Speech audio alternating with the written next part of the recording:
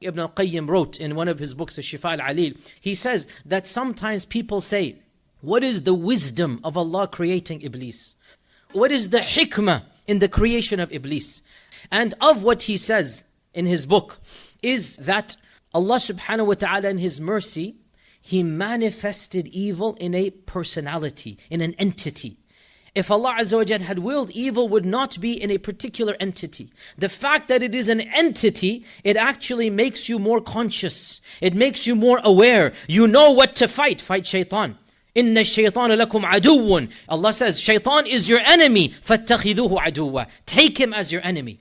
And of them is the wisdom of the story of our father Adam and Iblis. There is a wisdom that our father was seduced by Iblis. That Iblis caused the downfall of our father. Anybody who harms our family, we're angry at him. Anybody who makes fun of our family, anybody who brings distress to my father, to my mother, he becomes an enemy. So when the very entity Iblis caused our downfall, how can we not hate him?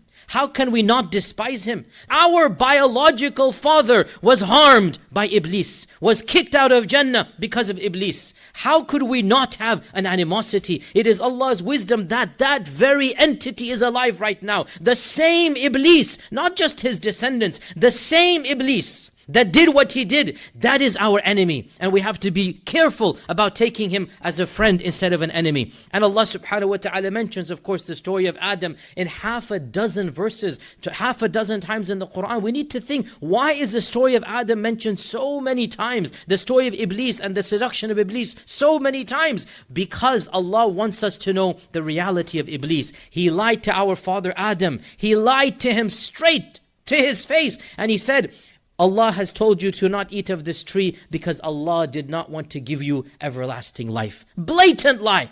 If you eat of this tree, you will live forever. Blatant lie. He lied straight to the face of Adam. And our father Adam, like us, we believed. Temporarily we believed. And he slipped like we slip when we believe Iblis. And Iblis then said, well, tough luck. I promised. Allah promised. You believe my promise instead of me. And in one of those verses, Allah says, that once shaitan was kicked out, shaitan said to Allah that قال ربي بما أغويتني لأقعدن لهم صراطك المستقيم. Ya Rabb, Iblis is saying, it's ironic, even Iblis acknowledges Allah as a Rabb, even though he seduces mankind in rejecting Allah as a Rabb. Think about that. Iblis himself acknowledges Allah as a Rabb. And Iblis makes dua to Allah, قال ربي. Iblis is saying, Rabbi. And because he's not stupid, he's not foolish. He knows Allah created him. He's not denying that, but he wants to let others deny what he himself believes. So he said, oh my Rabb, because of you now. Of course, Iblis blames Allah. Because of you, لَأَقْعُدَنَّ لَهُمْ صِرَاطَكَ الْمُسْتَقِيمِ. I will sit on the sirat al-mustaqim, that is your sirat. And I will block them from entering the sirat. ثُمَّ لَآتِيَنَّهُمْ مِنْ بَيْنِ أَيْدِيهِمْ وَمِنْ خَلْفِهِمْ وَعَنْ أَيْمَانِهِمْ وَعَنْ شَمَائِلِهِمْ. And I'm going to attack from every angle, from the front, from the back, from the right, from the left. And you will find that most of your followers, most of your worshippers, they will not be thankful to you. And Allah Azza wa Jal told us of this story. We were not there.